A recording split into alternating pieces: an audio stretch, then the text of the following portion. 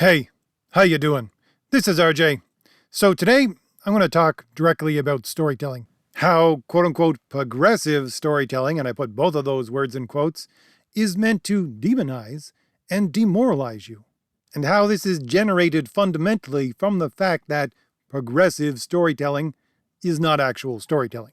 And I'm going to go into that pretty deep, but just deep in an argumentative way. I'm going to use simple principles and simple descriptors for what a story is, but I'm just going to support them with argumentation. And as usual, I'm going to draw my examples from the publishing at Marvel Comics.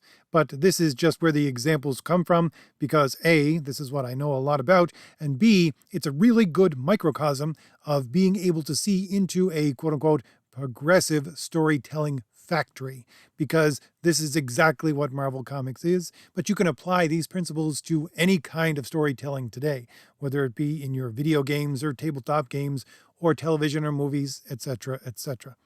And I know I've done this in the past, but I'm going to, again, as I said, move into more basic ideas about the principles of storytelling and then talk about those in an in-depth way.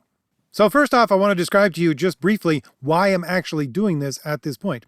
It's because, well, I've been posting a lot more on the community section of my YouTube channel and on Twitter as well. And if anybody wants to follow me on Twitter, I'll put my handle in the description of this video. But anyways, the reason why I'm doing this is because I'm helping fulfill my graphic novel orders, which is Thomas Valiant, and I'm signing everything and boxing things, all of that. And I have a computer sitting in front of me the entire time because I got to double check all of the information of what everybody ordered. So I have these things sticking in my face all the time, 4 hours on hours every day. So I get to post these things that I see coming out of almost exclusively Marvel, but some just from Disney, not so much from DC because they're pretty tight-lipped. And by the way, Thomas Valiant is about half fulfilled. I just want to thank you for your patience if you're one of those people who haven't received your book yet. And by the way, it's getting pretty rave reviews from those people who have received the book, so thank you very much for that. But as I began to post these things, which I would call ridiculous things coming out of Marvel and Disney, I got some responses that I want to bring to the forefront and really prompted me to do this video. The first kind of response, because there's certainly more than one, was pretty much an accusation that I was being emotional, that I was being a crybaby, that I needed to stop complaining. And that's the thing. That is a really scary kind of comment to me. Because when I post things, I try as much as possible to be rational and logical, just as much as I do when I give you a video. But the point is that we've gotten to a point in our culture's history right now where the ideas of the far left of your quote-unquote progressives have so pervaded for so long.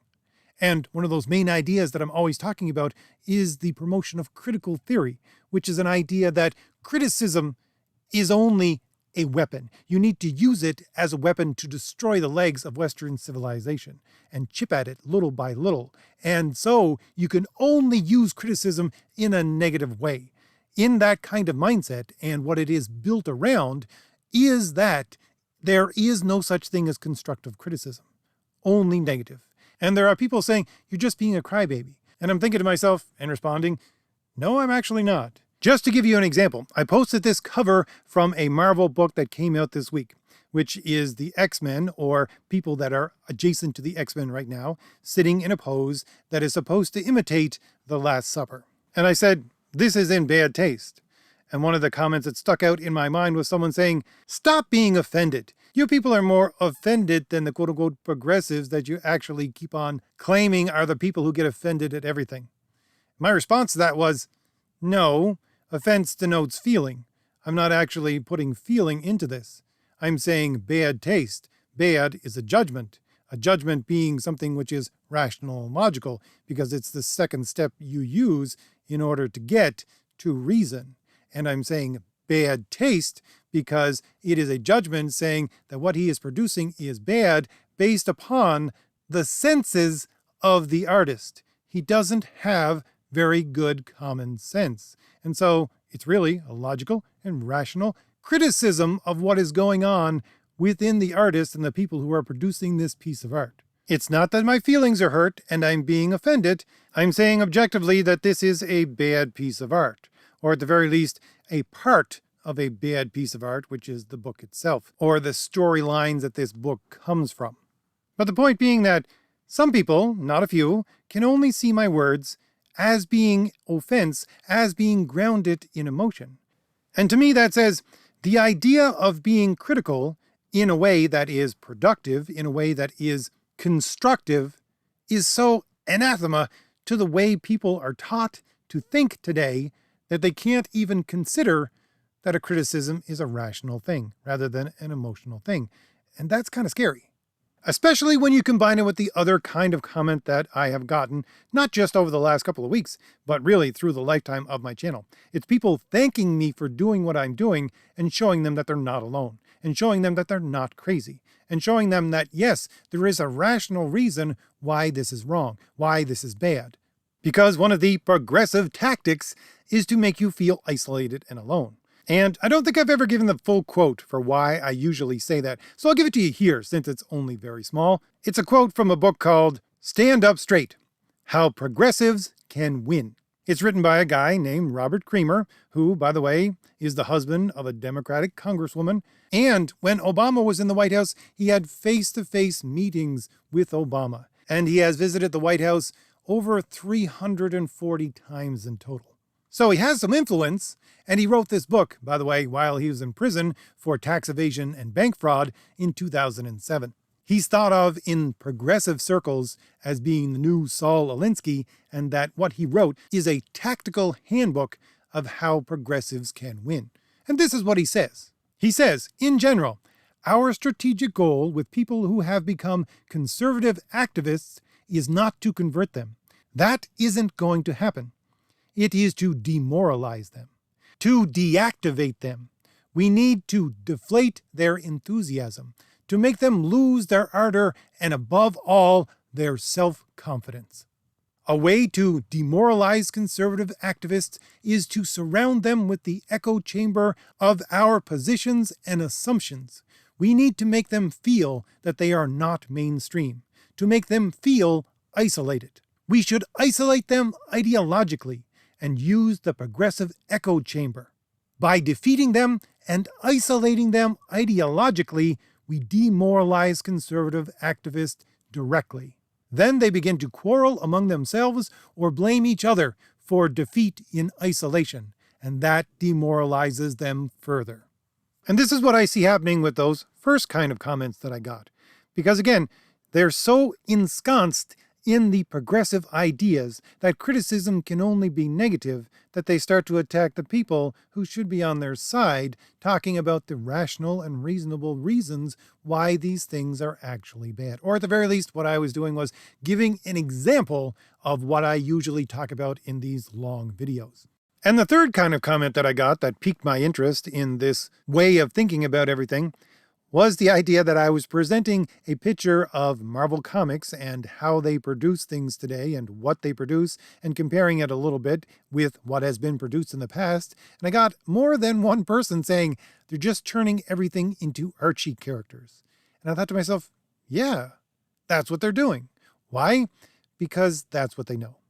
And this brings me back to the fundamental points of what story is and how progressive storytelling is not actual storytelling. So here's the thing. First off, let's look at storytelling itself. What is storytelling defined as, at the very least in Western civilization? And for more than 2,000, I would say almost 3,000 years now. It is a representation of reality. And I'm sorry, but there is no way you're going to overthrow that idea. I don't care how quote-unquote progressive you are and how much progressivism you see around you today. That is 3,000 years of history, and you cannot defeat that in a couple of decades. Because really, I think that kind of storytelling did pervade in the mainstream up until, at the very least, the mid-1990s.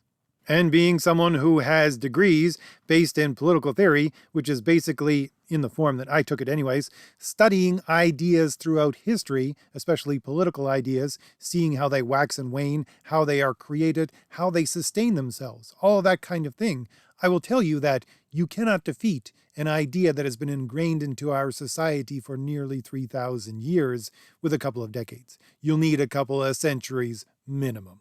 And really, as I say, I always go back and say about 3,000 years because this is the definition that Aristotle gave to what a story is back 2,400 years ago. And he was working off stories that were 400 years older than him, and working off of history that those stories came from that was 800 years older than him.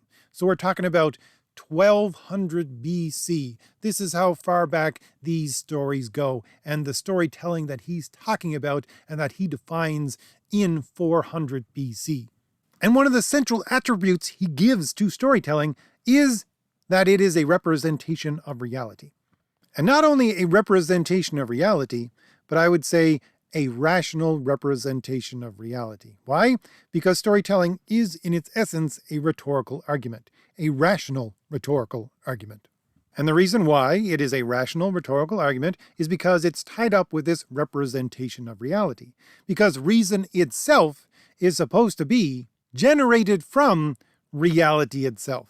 If you take logic, which is reasoning about reason, or taking the rules of reason and applying them to reason itself, and you look at those rules of reason, where do they generate from? They get generated from understanding what reality is. And when I say understanding what reality is, I mean objectively. That is to say, this thing is reality, whether I know it, like it, or believe it. It's a rhetorical argument because the reader doesn't actually get to have any input. He's just actually reading or watching the scene as it plays out. And the argument itself is tied up with that representation of reality. Because one of the statements that he and even the medievals make about storytelling is that it is something that delights us because it is an imitation of reality, and we are delighted by imitations. And I usually just say, we're delighted by imitations because we're imitative learners, especially when we're children, and this imitative learning that we do within a rhetorical argument, which is the story, it is hearkening back to our childhood. It is hearkening back to something that is very pleasant in an almost childlike way. But it is more deep than that. It can begin there, and I think certainly it begins there, and that is one of the primary motivations for why we enjoy the stories that are presented to us, but there's an even deeper meaning to it than that. And the deeper meaning comes from when you logically divide things down into the categories, which are typically grouped together, of the good, the useful, and the pleasant. These are all looked at as things that are of value because they help us achieve our ends in life. That is to say, what our life is centered around, and centered around, by the way, not by our own choosing, but by our nature as being human beings. In a natural law way, you would look at it as being the constitutive aspects of human fulfillment. That is to say, what constitutes human fulfillment, both as an individual and as societies, based upon laws, rules, which are generated from the reality of human existence. Again, the objective reality.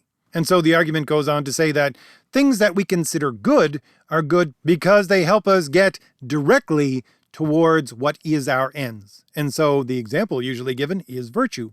Virtue is a good in itself because it helps us fulfill our ends as human beings. It doesn't have any intermediary steps. It helps you get directly to that end. Now, it's still a process, but it is something that deals with the end directly.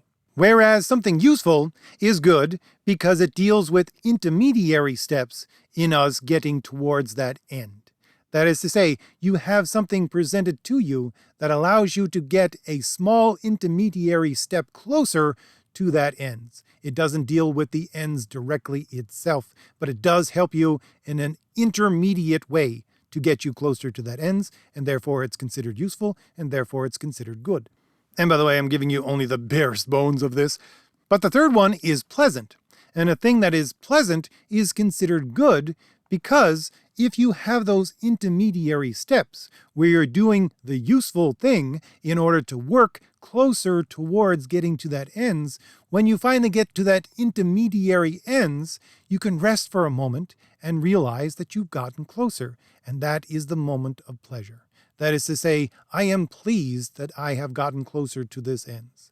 And those things we call pleasant are those moments where we realize that, yes, I've gone through this useful thing that has allowed me to advance, and therefore I'm having a moment of rest, which we call pleasure. And so we go back to storytelling. Why is storytelling pleasant? Well, because when you're being presented with this rhetorical argument, if it is a rational rhetorical argument, which it is supposed to be, based upon a representation of reality, what it is supposed to do is give you tools that you can use in order to understand and deal with what is useful to get yourself from point A to point Z in an intermediary step, and possibly at the same time help build up things like virtue, which will get you directly to that end goal.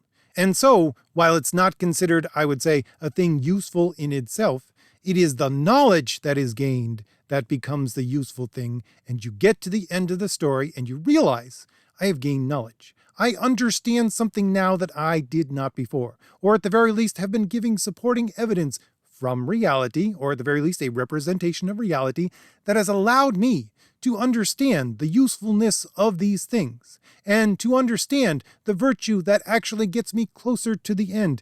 And therefore I'm going to stop now. Here I am at a natural stopping point, the end of the story, and I do feel pleased because I have read this story. And quite honestly, I would say the most useful thing that really is supposed to be presented in this rhetorical argument is the representation of reality itself. When I tell you a story, which I have with my graphic novel, Thomas Valiant, I'm not presenting an argument to say you should believe what I believe. I'm presenting a representation of reality and saying, this is how reality works. Part of that reality is virtue. That is one of the realities of human existence. Perhaps you can take these descriptions of reality as I have given them to you, and maybe they will be useful to you. And maybe they will be supremely useful to you, that is to say, in describing something like virtue, or describing and giving you characters that are actually virtuous. It may give you a better understanding of virtue itself, and something to help not only getting to an intermediary goal with something useful, but to your end goal itself. And that's just through a description of reality. It's not because I'm describing ideas that I want you to believe. I'm describing reality itself through the actions of these characters. That's what a story should be. And so a story should be A, useful, B, pleasant, and C, it might even include something, especially when you're talking about a heroic story, a hero being a paragon of virtue, something that will also be good in giving you the tools necessary to get directly to your end goal in life. And that is, again, to say the end goal set not by you, but by the very nature of your existence as a human being, your human fulfillment. And further to that, not only it being a representation of reality, I think this is the basis of one of those fundamental rules of writing, which is write what you know. That is to say, since you know these aspects of reality, write about them. You're giving an argument, a rhetorical argument, that is a posteriori. That is to say, you're starting from individual things and then moving up forward towards the principles of reality and describing those things. And just like reason is supposed to be built on what we can figure out through the use of our senses, so too you, as a writer, should use your senses to understand the things around you and use those things around you and describe those when you're giving a rhetorical argument, because it's what you know, and therefore your description of those things can help bring out for you very smoothly what you're trying to get to, which are the principles underlying what reality is, and the reality certainly, or the parts of reality that you are describing within your story. But here's the thing. Here's what happens with progressive storytelling. As I said, a lot of people said to me, they're just taking these characters that used to be deep and complex and turning them into archy characters. And I would say, yeah, because that's the only thing that they know. First off, they don't believe reality is what reality actually is, and I'll go into that a little more in just a minute. But besides that, the only kinds of writing that they know, especially when we're dealing with something like comics, is Archie Comics. And I've gone over this in so many podcasts that I've covered for Marvel. You have these people, writers and producers and editors for Marvel saying, oh yeah, I was into comics way long ago when I was young. I used to read Archie Comics all the time. And I would just bury my head in my hands going, Archie comics are not Marvel comics. They're not the same thing. But these people think they're the same thing. And since this is the only kind of comic that they know, yeah, they're going to turn Marvel comics into Archie comics. And besides that, as I said, since they don't have a fundamental basis of reality itself, they're looking at things which are media and using them as reality. That is to say, if you're looking at something like television or movies, let's just stick with television. These people write television and books and comics and everything else as if it was based upon some other television show. That's their basis of reality. Just quickly, by the way, this is one of the main writers for Marvel and DC Comics, who would be Marika Tamaki, actually stated outright. It doesn't matter whether you're imitating actual reality or reality you've seen imitated from somewhere else. To her, they're both the same thing. So, for example, with comics, it's a combination of, let's say, Friends and Archie, and that's what they think makes a good comic. Or, actually, this is something that I think you can see progressing throughout these kinds of stories. At one point, it was Buffy and Archie. Then it became Harry Potter and Archie. And now, since Harry Potter has gone out of style because of the author's views on what makes up reality, which apparently just aren't far left enough, now it's Marvel movies and Archie. And that's how they're creating a story. And you can see this outright when you look at these books and look at these stories. They're a copy of a copy of a copy of a copy. That's what it is. These people are not hiding the fact, not even when they give interviews. They'll say, oh yeah, my basis is those movies and what happened in those movies. No, I don't know what came before. No, I don't know the old storylines. No, I don't know any of that, and I don't care. What I care about is what I saw in the movie, and I'm going to base my story on that. And they come right out and say it. But again, you see, the original stories for those movies were written sometimes in the 70s, 80s, a couple in the 90s, and those original writers were working off of the traditional idea of storytelling. So they were making a representation of reality. And how do I know this? Well, just go back to the videos I did about the interviews with Ann Nesenti and Jim Shooter. They're talking from a point where they're constructing stories and directing others to construct stories as a basis of what is real. But they took that representation of reality and made it into a good story, and then people came along and said, we're going to take those stories and make movies off of them. So it's a representation of reality. And then you have these people who are looking at the movies and saying, I'm going to make my comic now back off of these movies. So it is literally a representation of a representation of a representation of reality. And so they are so removed from reality itself that it makes no sense, to the point that it is no longer a story. And since this creates holes in everything, what do they patch up those holes with? Well, they use their other fantasy, which is substituted for actual understanding of reality, and that is their ideological progressivism.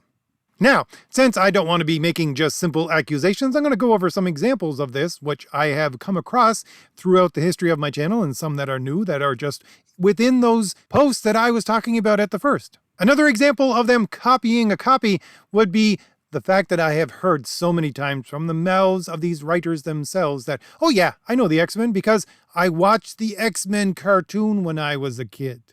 It's not, I understand the reality of people that are going to exist in this way. It's that I'm copying a copy, which is a cartoon copy of a story.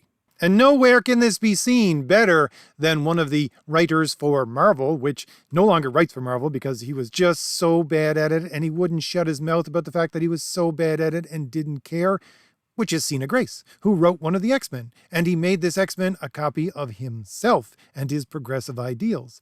And literally, I did a video a couple of years ago about him going on a Marvel podcast saying, no, I didn't even on my third try at the third miniseries know how Iceman's powers actually worked. And he laughed. So he did not care. And again, I'm only giving you one example of each of these usually, but they're not the outliers. They're not the exception to the rule. They're the actual rule. And one of the larger claims that I just made, which I always make, is the fact that progressivism is not rational or logical in any way. And again, I did an entire video about this. I think it was 2 videos ago, if you want to go back and listen to that one. But to give you the Cliff's Notes version of this argument, You just have to look at what I always pull up, which is that article put out by the Smithsonian Institute, which I'll flash on the screen right now, which says that the supremacy of a certain light-skinned culture is based primarily at one of the top levels by what they call objective, rational, linear thinking and cause and effect relationships. What are they talking about there? Reason and logic. That's what they're describing. And this is a list from the Smithsonian about the things that we need to get rid of in order to make things more equitable. So you see, their political ideology is not rational and logical. These are some of the fundamental things that the entire ideology wants to get rid of. It's reason and logic. Why? Because, of course, their ideological base is not reason and logic, it's emotion. And so, if you get rid of reason, you get rid of the ability to actually objectively understand what is reality, which therefore means you cannot make, as the basis of your story, a representation of reality. Because, without reason, you can't actually understand what reality is. You can only understand what your reality is, or how you see reality, and that is subjective. And briefly, let me just go over a couple of ways I run into this within Marvel Comics itself. Let's look at that video that I did. Actually, it's a list of 3 videos I did about a podcast which presented 3 people as the new great writers for Marvel. And these women that they presented all talked about using things like lenses or mirrors in order to tell a story. That is to say, they weren't describing anything objective at all that people could understand. No, you had to look through the lenses of who they were in order to understand that story, because that was the reality that it was based upon. And I think it was Vida Ayala in that podcast who said, "When I write Thanos every month, during that time, Thanos is brown and queer." And so what is she doing? She's using her reality, her subjective reality of who she is and how she thinks, as a substitute for reality itself within the story, and therefore you need to look through those lenses in order to understand the story. This, at its most basic level, is a rejection of objective reality. Or we could look at one of the recent things that I posted about. It was a new Marvel Voices identity comic that is coming out soon. And what is the identity that they're celebrating here? Well, the identity is Asians and Pacific Islanders. And again, I've done a number of videos about these Marvel Voices comics. What are they centered around? They're centered around identity politics. Identity politics saying that who you are essentially is generated from the accidents that you have. The accidents of your skin color, whether you're male or female, what your thoughts are on sexuality, where you were born. And if anyone knows anything about logic, you'll know that that statement I made just a moment ago is completely ridiculous. You can't have your essence made up of accidents. The essence of a thing is quite literally the opposites of the accidents of a thing. No accidents exist within the essence of a thing. Accidents, logical accidents, are things that are a part of who you are, but not essentially who you are. So you're a human being. It doesn't matter what the color of your skin is for you to continue to be a human being. It doesn't matter whether you're male or female for you to continue to be a human being. It doesn't matter where you were born for you to continue to be a human being. But this is what they're trying to promote with these books, especially the one where it's celebrating Asians and Pacific Islanders, because it's literally stating that who these people are is fundamentally built upon the location of where they were born. And as I said, the basis of that idea is to say that their essence is made up of accidents, which is something which is contrary to reality itself and the basis of rationality. And by the way, I want to do an entire video on that, because literally what they're saying in a logical way, if you follow it through logically, is that all these people are different species. Literally, this is where their racism comes from, but that's an entire separate video. But let's move on to something, again, that happened just last week. The release of the Imagine Tomorrow, which is a Disney initiative. They want, according to the director of these stories, she wants to make at least half of the stories which come out from Disney, which includes all its affiliates, being Marvel and ESPN and a host of others, be with alphabet people leads. That is to say, she wants literally half of the stories coming out from Disney, no matter where they are, reflecting the reality that half of the people in this world are of your alphabet people kind of persuasion, when literally they make up somewhere between 1% and 3%. So, once again, this is a complete denial of reality. And this loops right back to what I talked about at the first. You see, this denial of reality, which is a denial of it actually being a story, what they're presenting to you is a rhetorical argument based upon sophism, based upon what looks like something that is rational, but is not actually rational because it's not based in reality. Therefore, it is really the textbook definition of propaganda because they're trying to teach you something in a way that gets around your rational mind. That's the textbook definition of propaganda. So they're not selling you a story. They're selling you propaganda, and they're making it look like a story for two reasons. Number one, they want to bolster the idea in the minds of people who accept all of these progressive ideological talking points and make them think that, yes, you are right all along, and they want to demonize and demoralize anybody who thinks in an opposite way, which is, again, what I just said at the first with that quote from Robert Creamer. You see, you need to demoralize these people by surrounding them with nothing else than our talking points. And once they get demoralized, then you push them down further. Make them think they're isolated and alone, and that no one thinks like them. And really, that's the point of why they're making these quote-unquote progressive stories and why they have to be there all the time and make up all of the stories that are allowed to come out within mainstream storytelling, no matter whether it's in video games, tabletop games, television, movies, comics, novels, whatever.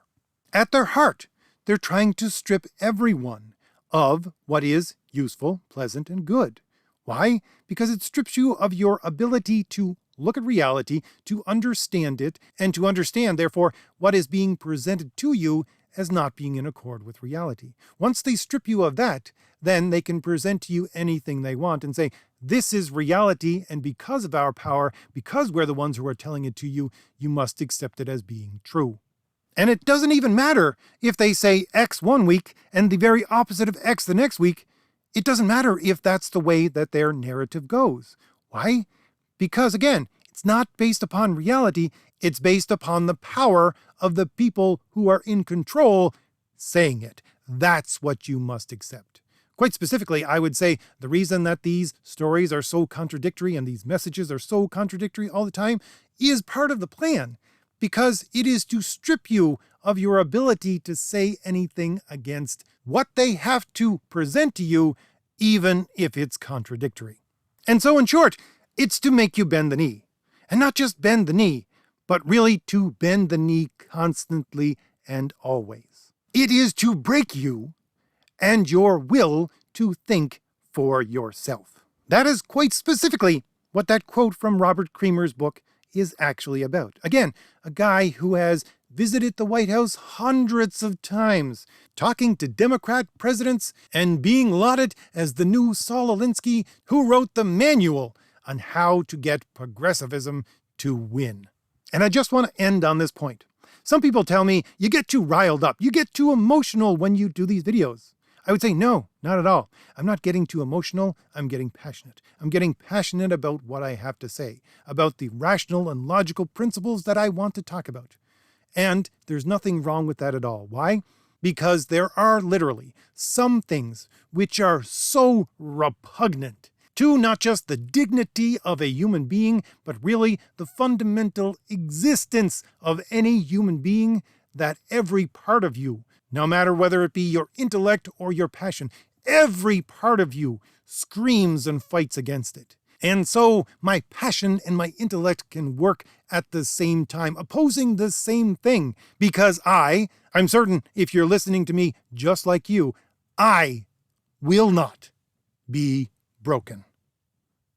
So, if I've given you anything new to think about, hit like, hit the shield in the lower right-hand corner of your screen to subscribe, and leave me a comment. Tell me what you think about all this. All right, I'll see you later. Bye.